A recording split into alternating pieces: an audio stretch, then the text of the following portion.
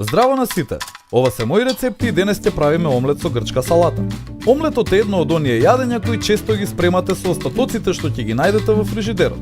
Веројатно нема да го сервирате за гости, но е една идеја за брз, калоричен и здрав ручек кој можете да го направите за само 15 минути. Омлет.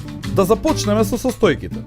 Ќе ви треба 4 јајца, една главица црвен кромит, една рака маслинки, една супена лажица оригано, 75 грама сирење, една рака свеж босилек, една рака чери домати, сол и бибер и маслиново масло. Време е за сечкање.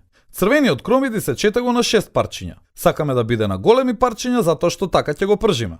Пресечете ги чери доматите на половинки. Извадете ги семките од маслинките. Не грижете се за тоа како изгледаат, но обидете се да ја задржите формата на маслинките. Секако можете да купите и маслинки без семки. И сечете го сирењето на правилни коцки. За овој рецепт можете да користите било какво сирење. Скршете ги сите 4 јајца во длабок сад. Ставете сол и бибер и брзо матете ги со вилушка. Пред да го готвиме омлетот, црвениот кромит треба да добие боја и вкус. Пржете го во делимано тавата за пржење и постојано вртете го неколку минути додека не добијат златна боја. Тргнете ја тавата од оган и ставете ја настрана. Исчистете ја тавата со кујнска салфетка.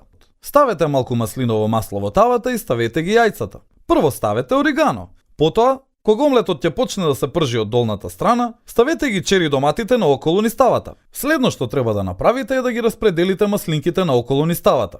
Во меѓувреме, омлетот непрестано се пржи на ниска температура. Последно ставете го сирењето, пред да зачините со уште малку сол и бибер. Оставете го да се пржи додека видите дека јајцата се целосно испржени.